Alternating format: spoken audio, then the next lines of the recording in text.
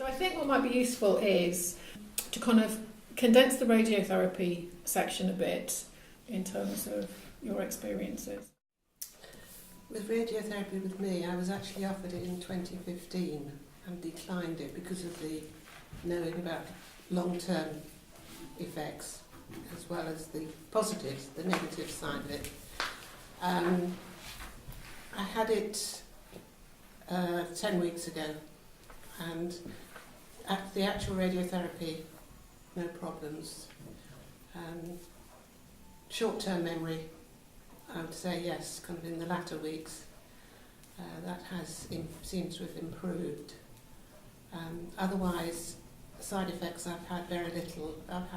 Did have a problem, which I don't know if it's down to radiotherapy, with the trigeminal nerves. I've got deafness in one side at the moment, temporary, but I know it's not nerve damage.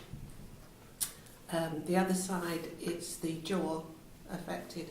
Again, I don't know if it's due to the radiotherapy, but it came on during that period of time. So, and a bit of fatigue.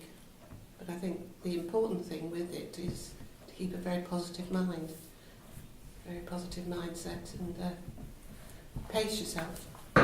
Pace yourself is important. Pace yourself. Yeah, definitely. Certainly during the first few weeks, I made a point, it was during the winter, of getting out most days and going for a walk. But when the weather declined in March, it wasn't so easy. And that's when the symptoms seemed to start kicking in.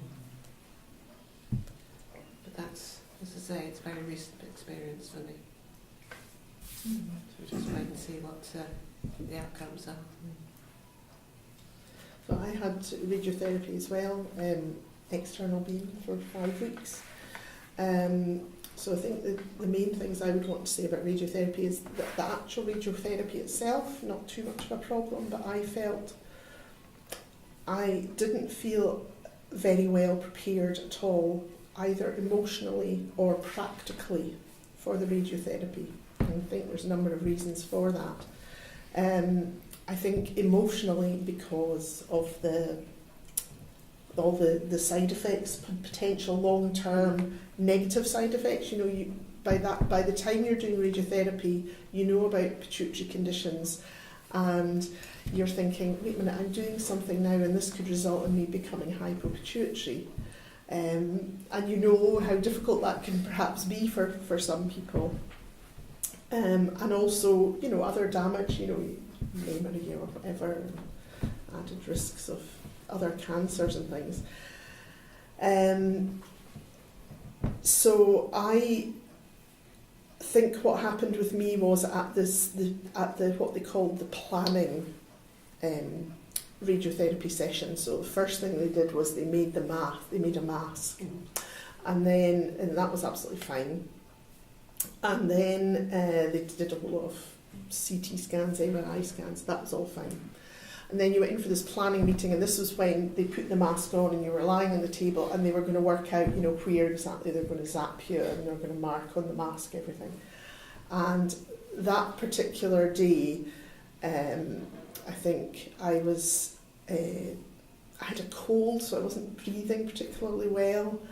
I was having quite a heavy period, so I was actually worried about having a leak. And I was lying there feeling very vulnerable, I suppose, and then I just felt I couldn't breathe properly, perhaps because of the cold and things, and so I asked them to stop, and then I sort of sat up and I cooled down, and I went back down again, and then the next thing I knew, this table that I was on started moving up and down and spinning round and round. I just said, no, stop. So no one had told me that was going to happen. And I don't know about other people, but I just find, like, since I've had pituitary surgery, I don't like lots of movement of my head, don't like swimming underwater, don't like bending down, bending forward.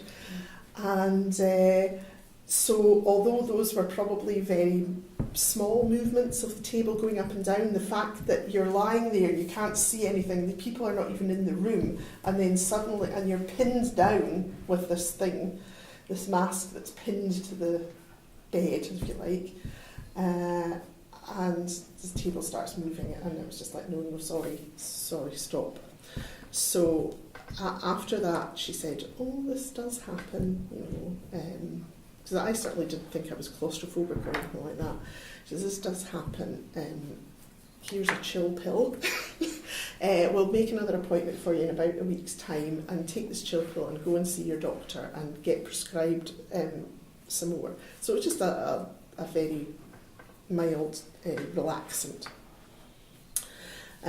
So basically for the next week before I went back for the planning meeting again, I did a few things. So the first thing I did was phone Alison on the helpline, and she was great at just sort of getting me to recognise that I did need to do this because all the medications weren't working and that I was putting myself at risk by not having it done. So that was good.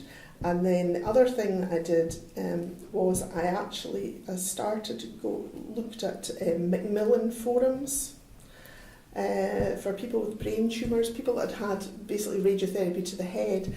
And I think this is one of the issues, perhaps specifically for the pituitary side of things, is that you're having radiotherapy but you don't have cancer. So you feel the only other people that have radiotherapy have cancer, and you feel like, I don't want to say I'm having a problem with this when they've got cancer. I don't have cancer, So you feel awkward about it, so I did go on to, I think it was a Macmillan forum or something like that I went on to, and I just asked people, if they'd had problems like that, how they'd got around it. People gave me, I sort of said it right up front, I feel a bit awkward about this because I don't have cancer, but I am having this treatment, and there were great sort of practical suggestions that came back. And I also phoned the a Macmillan nurse or something like that as well, and got advice from them, and they basically said that from what I was saying, they felt that I had not been well prepared for that I really should have been told that this table was going to move and exactly what was going to happen.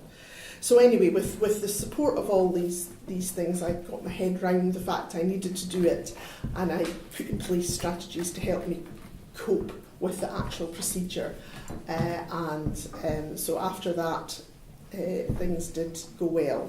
The only other issue that I had was that I was anemic, and just at that particular time we'll maybe come on to this in the next section, but at that particular time I was having a lot of problems with very heavy periods.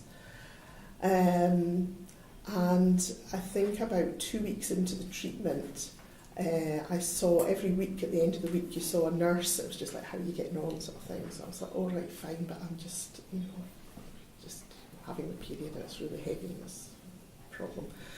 And I'm feeling really tired and everything. And I said, I am, because it's so heavy, I have been anemic and I have been on iron and stuff like that. Oh, right, okay, do you think you might be anemic? Right, we'll do a blood test. And of course it came back and I was anemic, so I ended up that they asked me to have a blood transfusion because they said that the result of the surgery is, if you're anemic, the results are not as going to be as good as if you're not anemic. And I can remember saying to her, well, if someone had mentioned that beforehand, I would have made sure that I wasn't anemic before I started this. And she got very defensive at that point. But I thought it was a pretty straightforward thing, just like it would be just something on a checklist for women, just give it just a quick check. If it's something that can affect the outcome of the surgery, and it's as simple as taking some iron tablets before having your radiotherapy. So I was a bit annoyed about that. But yeah, once I got into the routine of it, fine. And I was very fortunate again, hospital relatively on my doorstep. But I think one of the big issues for people is if you've got to travel distance, because you're doing it, if you're having the daily type of radiotherapy and you're travelling a lot every day, that can really tire you out.